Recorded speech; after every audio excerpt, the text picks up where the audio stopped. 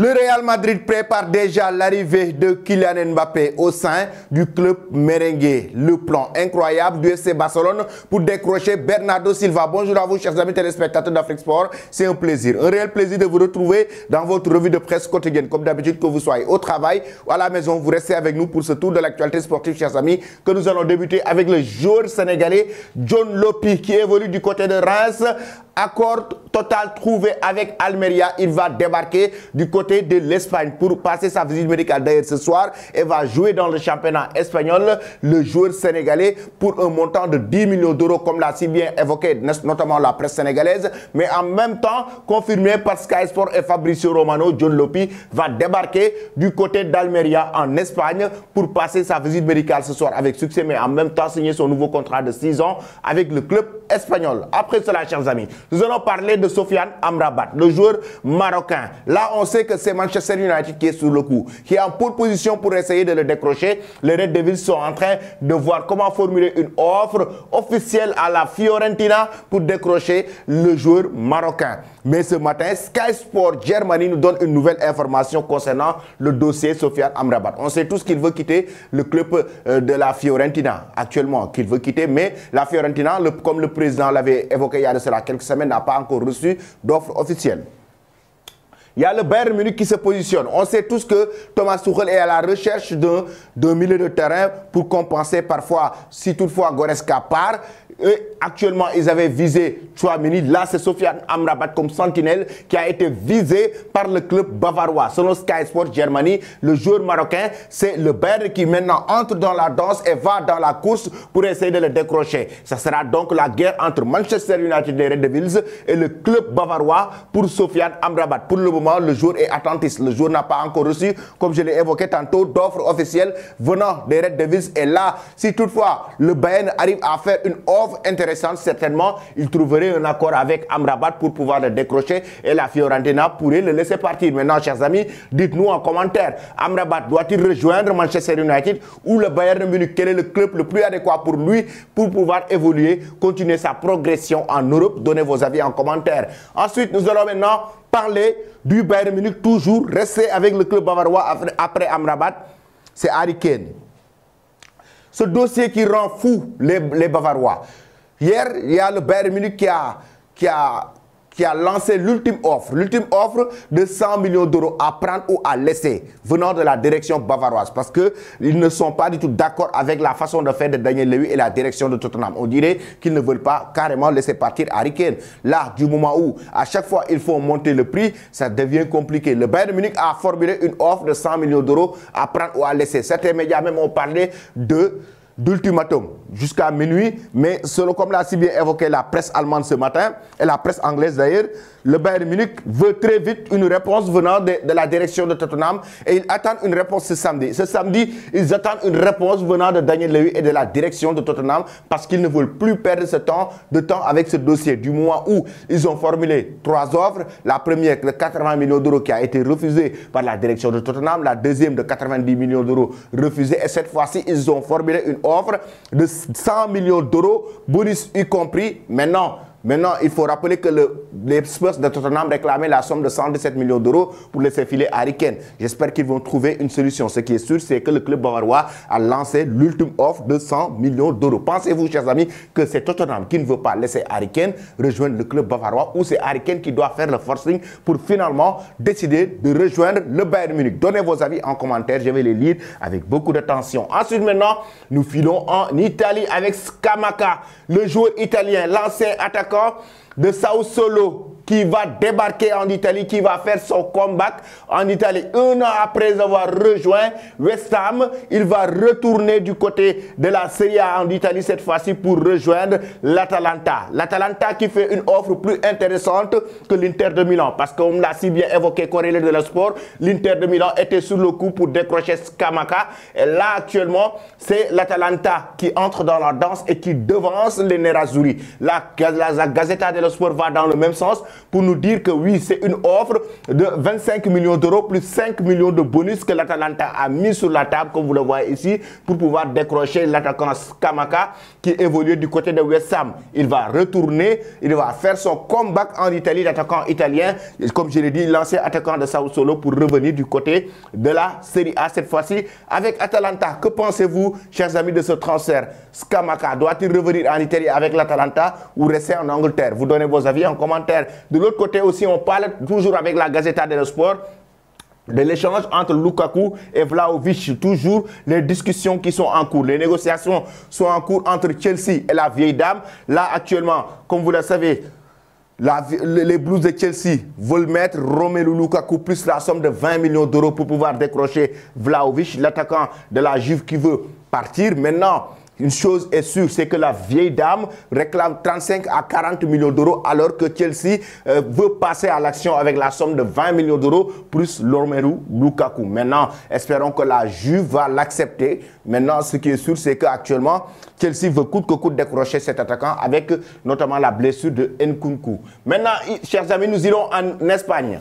En Espagne, avec la presse madrilène, le quotidien AS, qui revient sur le mercato de la Liga. Le mercato des équipes espagnoles qui passent au régime, comme l'a si bien titré le média. Le mercato des équipes espagnoles. Une semaine, comme vous le voyez, le mercato des équipes espagnoles, ils ont tous dépensé, vous savez combien, chers amis, 253 millions d'euros. 253 millions d'euros dépensés par ces équipes espagnoles durant ce mercato estival. Un mercato, c'est poney à dieta. Un mercato, oui, au rythme de régime, un mercato de régime parce que l'argent n'est pas du tout carrément beaucoup. Du moment où en Angleterre, on s'approche plus de presque 1 milliard d'euros. En Italie, oui, ça va en même temps. En Allemagne, en même temps. Mais actuellement, avec non seulement le fair play financier, les problèmes du Barça sur le plan financier, le mercato en Espagne, chers amis, imaginez que c'est Jude Bellingham qui est le joueur le plus cher durant ce mercato estival. 253 millions d'euros dépensés par les équipes espagnoles et le Real Madrid a dépensé plus de 128 millions d'euros que les autres équipes. C'est-à-dire que les 19 autres équipes, le Real Madrid a dépensé plus de 128 millions d'euros. Déjà, seulement le contrat de Jude Bellingham s'élève à 100 millions d'euros. Ensuite, il y a Joselu qui est arrivé et d'autres joueurs. Et le Real a dépensé plus de 128 millions d'euros que les 19 autres équipes de la Liga. Ça veut dire que le Real a dépensé beaucoup plus d'argent durant ce mercato estival, notamment avec l'arrivée de Jude Bellingham. De l'autre côté, le journal Marca nous explique la pression qui a été mise sur Kylian Mbappé. Le Paris Saint-Germain qui va remplacer Kylian Mbappé par Ousmane Dembélé. Mais au-delà de Dembélé, le Paris Saint-Germain, comme vous le savez, est sur le gros coup Gonzalo Ramos, l'attaquant de Benfica. Et comme l'a si bien évoqué le journal Marca, le club se prépare pour affronter un an sans Kylian Mbappé, pour jouer pendant un an sans Kylian Mbappé. C'est actuellement la stratégie du club merengue. Mais ce n'est pas du club de la capitale française. Maintenant, chers amis, de l'autre côté aussi, il faut retenir une chose. La presse espagnole qui s'enflamme et nous dit que le Real Madrid de son côté prépare déjà l'arrivée de Kylian Mbappé. Le Real Madrid prépare déjà l'arrivée de l'attaquant français, raison pour laquelle, comme vous le voyez, pour un dispositif comme ça, pour un trio comme ça, avec un Vinicius qui va jouer comme attaquant de pointe, et Kylian Mbappé qui va se décaler sur le côté gauche et Rodrigo Boé sur le côté droit. Je vais vous expliquer pourquoi. Interrogé sur sa volonté d'aligner la star brésilienne, parce qu'il l'a fait. Il l'a fait durant cette tournée de pré-saison. Vinicius a joué comme attaquant de pointe durant cette tournée et il a essayé à un moment donné Carlo Ancelotti et ça a marché. Il sent qu'il a ce potentiel, il est capable d'avoir beaucoup d'occasions et marquer beaucoup de buts à ce poste. Et selon la presse espagnole, c'est pour préparer l'arrivée de Kylian Mbappé. Si toutefois Mbappé arrive, qu'il joue sur le côté gauche et que Vinicius joue comme attaquant de pointe. Regardez bien. Interrogé sur sa volonté d'aligner la star brésilienne à pointe, Carlo Ancelotti a ainsi assuré qu'il s'agissait d'une demande de l'international brésilien désireux de sortir de sa zone de confort et de cet habituel couloir gauche. Je dois faire une évaluation de cela et lui aussi. Le joueur aime jouer un peu plus à l'intérieur. Sur le côté, il fait la différence. Mais à l'intérieur, il peut marquer plus de buts. A tout d'abord lancé Ancelotti avant de tirer un premier bilan de ce repositionnement. Dans ces matchs amicaux, Vini a très bien joué contre Milan et Manchester United. C'est vrai qu'il aurait pu avoir un peu plus de succès contre Barcelone, mais il a eu beaucoup d'occasions.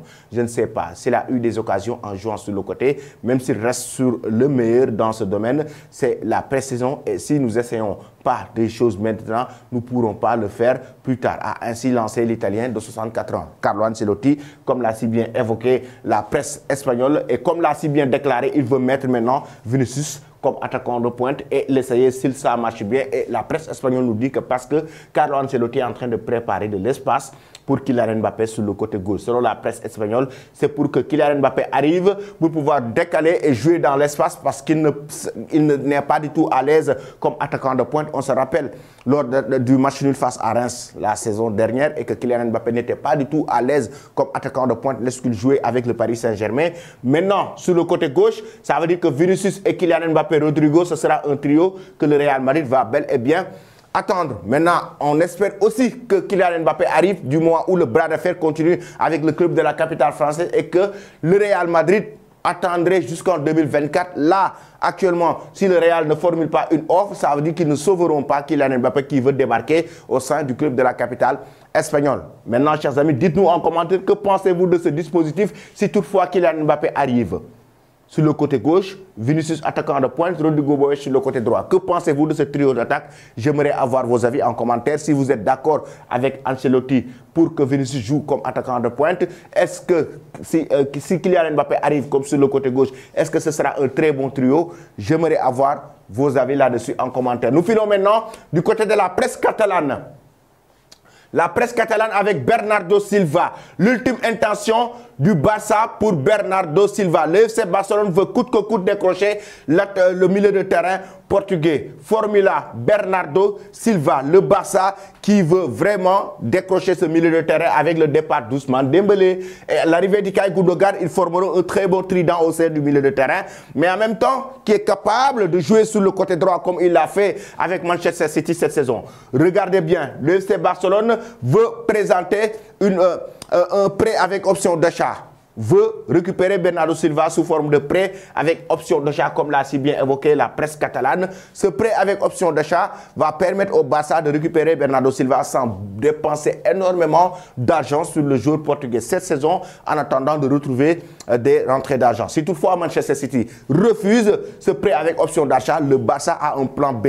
Le plan B, c'est quoi? Essayer de revoir comment, avec l'argent qu'ils vont gagner sur Ousmane Dembélé. Là, actuellement, je ne sais pas si vous le savez déjà, mais il y a Al-Ahly qui est sur le point de décrocher Franck Kessié, le milieu de terrain ivoirien, qui va signer très éminent du côté de l'Arabie Saoudite, récupérer l'argent venant de l'Arabie Saoudite avec Franck Kessié, l'argent venant de Ousmane Dembélé avec le Paris Saint-Germain et essayer de décrocher Bernardo Silva. Ça, c'est le plan B. Mais le plan A, c'est de l'avoir sous forme de prêt avec option d'achat. L'avenir de Bernardo Silva et de Ousmane Dembélé sont liés. Pourquoi? Parce que si vous regardez bien en page intérieure avec Mundo Deportivo, on nous dit que Ousmane Dembélé, pourquoi le Paris Saint-Germain n'a toujours pas officialisé son arrivée au sein du club catalan? Juan Laporta et le Barça veulent encore gagner plus d'argent parce que pour le moment, la somme de 50 millions d'euros, les 25 millions d'euros iront directement du côté de Ousmane Dembélé et de son agent. Les 25 millions d'euros d'autres iront du côté du Barça et que le Barça veut beaucoup plus d'argent par rapport à Ousmane Dembélé pour récupérer énormément d'argent. Ensuite, récupérer l'argent venant de Franck Kessié, le compenser pour acheter Bernardo Silva. C'est ce que titre la presse catalane et espagnole, mais ça, c'est le plan B. Et le plan A, c'est de l'avoir sous forme de prêt avec option d'achat. Que pensez-vous, chers amis, de ce transfert Bernardo Silva au Barça? J'aimerais avoir vos avis en commentaire. Donnez-nous de la force. Ici, je vais vous quitter avec cette image. Tout à l'heure, je vous parlais d'un trident. De trident avec Kylian Mbappé. Le trio d'attaque avec Vinicius Junior et Rodrigo Boes. Les deux hommes qui posent ensemble avec une photo qui a été publiée sur les réseaux sociaux par Rodrigo Bowesch. Et oui, c'était lors d'une soirée. Là, actuellement, les joueurs du Paris Saint-Germain sont en vacances jusqu'en lundi. Ils ont de repos, quelques jours de repos jusqu'à lundi. Et Rodrigo était accompagné de Kylian Mbappé. Est-ce juste une coïncidence ou bien c'est aussi une façon de discuter, de voir comment arriver au sein du club de la capitale espagnole? Chers amis, donnez-nous de la force et abonnez-vous. Abonnez-vous et activez la cloche de notification pour ne rater aucune actualité sportive. Merci et très bonne journée.